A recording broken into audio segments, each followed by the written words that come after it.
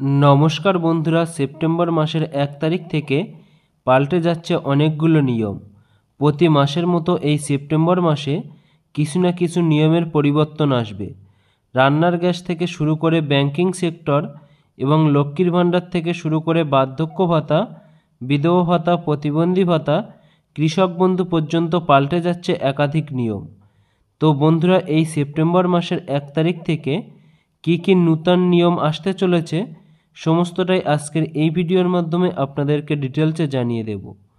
তাই বন্ধুরা, ভিডিওটি খুবই গুরুত্বপূর্ণ হতে চলেছে, তাই ভিডিওটি স্কিপ না করে শেষ পর্যন্ত দেখতে থাকুন।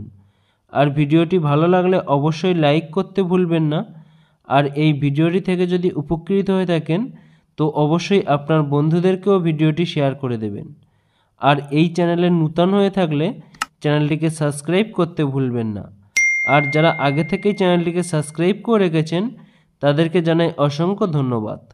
তো চলুন বন্ধুরা, ভিডিওটি শুরু করা যাক। তো বন্ধুরা, সেপ্টেম্বর মাসের 1 তারিখ থেকে একাধিক নিয়ম পরিবর্তন হতে চলেছে। তো বন্ধুরা, আমরা সেই পরিবর্তন সম্পর্কে আজকে ডিটেলসে এই ভিডিওর মাধ্যমে জেনে নেব।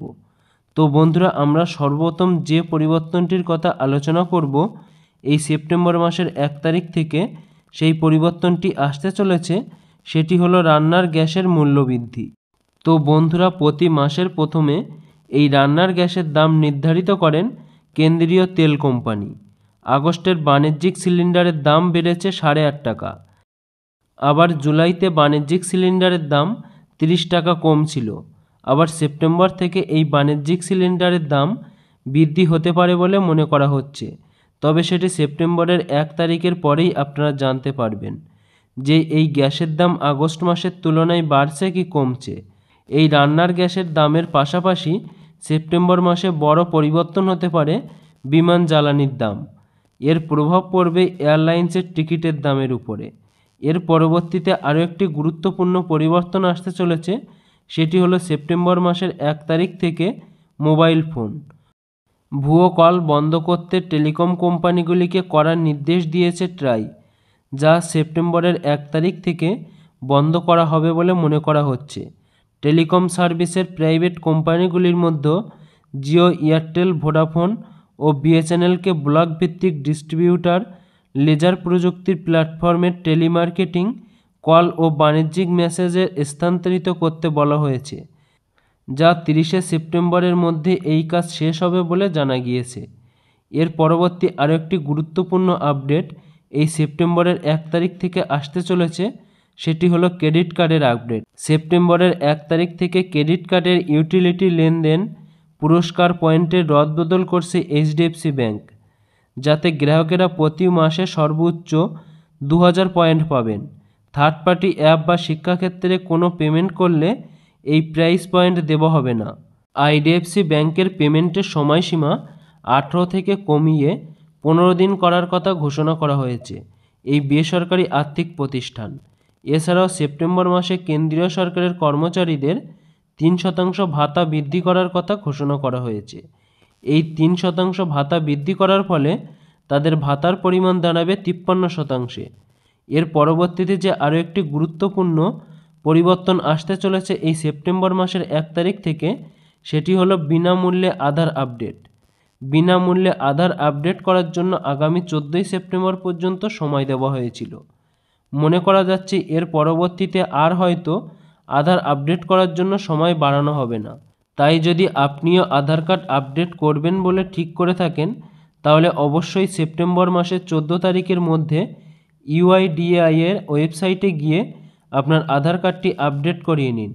যদি এরপরে আপডেট করান তাহলে আপনাকে টাকা খরচ করে আপডেট করাতে হবে। এর পরবর্তীতে এই সেপ্টেম্বর মাসে আরও একটি নূতন নিয়ম পরিবর্তন আসতে চলেছে, এটিএফ এবং সিএনজি ও পিএনজির দাম। প্রতি মাসের শুরুতে গ্যাস সিলিন্ডারের দাম পরিবর্তন হওয়ার সাথে সাথে বিমান জ্বালানির দামেরও পরিবর্তন করা হয়। তাই এই সেপ্টেম্বর মাসের প্রথমের দিকে সিএনজি ও পিএনজির দামের পরিবর্তন দেখা দিতে পারে। এর সাথে সাথে এই সেপ্টেম্বর মাসে আরও কী কী নূতন নিয়ম আসতে চলেছে এই সেপ্টেম্বর মাসের 1 তারিখ থেকে। এর পরবর্তীতে এই সেপ্টেম্বর মাসে আরও একটি নূতন নিয়মের পরিবর্তন হতে চলেছে, সেটি হলো লক্ষ্মীর ভাণ্ডার প্রকল্পে। তো বন্ধুরা, এবার এই লক্ষ্মীর ভাণ্ডার প্রকল্পের সেপ্টেম্বর মাসের থেকে যে পরিবর্তনগুলি আসতে চলেছে সেটি হলো এই লক্ষ্মীর ভাণ্ডার প্রকল্পের সমস্ত নতুন ও পুরাতন আবেদনকারীদের এই সেপ্টেম্বর মাসের 2 তারিখ থেকে তাদের এই লক্ষ্মীর ভাণ্ডার প্রকল্পের টাকাটি তাদের ব্যাঙ্ক অ্যাকাউন্টে পেতে শুরু করবেন। এবং এই সেপ্টেম্বর মাসের 2 তারিখ যেহেতু সোমবার পড়ছে, সেজন্য সমস্ত আবেদনকারীদের কিন্তু এই সেপ্টেম্বর মাসের 2 তারিখ থেকে সেপ্টেম্বর মাসের 8 তারিখের ভিতরে সমস্ত আবেদনকারীদের এই লক্ষ্মীর ভাণ্ডার প্রকল্পের টাকা দেওয়ার কাজ সম্পূর্ণ করা হবে। আর এই সেপ্টেম্বর মাসে যদি কোনো লক্ষ্মীর ভাণ্ডার প্রকল্পের নূতন আবেদনকারী এই লক্ষ্মীর ভাণ্ডার প্রকল্পে তার নিজের নামটি নথিভুক্ত করাতে চান, তিনি কিন্তু এই সেপ্টেম্বর মাসের লক্ষ্মীর ভাণ্ডার প্রকল্পে নূতনভাবে তার নামটি নথিভুক্ত করাতে পারবেন বা নূতনভাবে এই লক্ষ্মীর ভাণ্ডার প্রকল্পে তিনি আবেদন করাতে পারবেন। কেননা এই সেপ্টেম্বর মাসে কিন্তু লক্ষ্মীর ভাণ্ডার প্রকল্পের নূতন আবেদনকারীদের আবেদনপত্র জমা নেওয়া হচ্ছে। আর বন্ধুরা, এর পরবর্তীতে এই সেপ্টেম্বর মাসের যে আরও একটি গুরুত্বপূর্ণ নিয়ম পরিবর্তন আসতে চলেছে সেটি হলো বার্ধক্য ভাতা, বিধবা ভাতা, প্রতিবন্ধী ভাতা প্রকল্পে।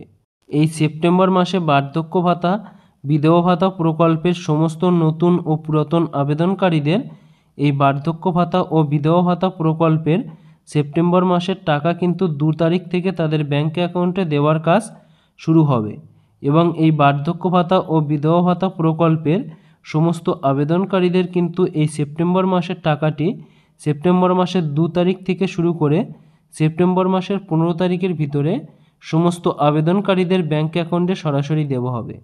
আর বন্ধুরা, এই প্রকল্পগুলিতে যদি কোনো আবেদনকারী নূতনভাবে তিনি আবেদন করতে চান বা তার নামটি নথিভুক্ত করাতে চান, তাহলে কিন্তু তিনি এই সেপ্টেম্বর মাসের ভিতরে এই প্রকল্পগুলিতে আবেদন করতে পারবেন।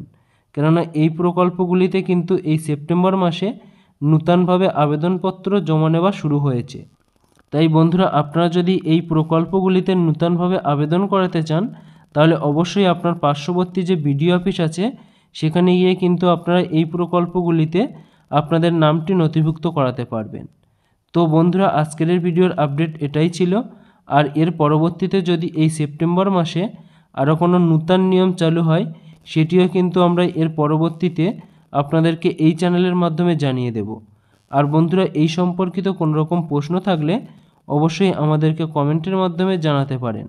আর বন্ধুরা, এই ধরনের নূতন আপডেট পেতে আমাদের হোয়াটসঅ্যাপ পেজটিকে অবশ্যই ফলো করে রাখবেন আর এই চ্যানেলটিকে সাবস্ক্রাইব করে পাশে থাকা বেল নোটিফিকেশানটি অন করে রাখবেন, কেননা এই চ্যানেলে আসা নূতন কোনো ভিডিওর নোটিফিকেশান সবার আগে পেতে। আর বন্ধুরা, আপনাদের সকলকে অসংখ্য ধন্যবাদ ভিডিওটি শেষ পর্যন্ত দেখার জন্য।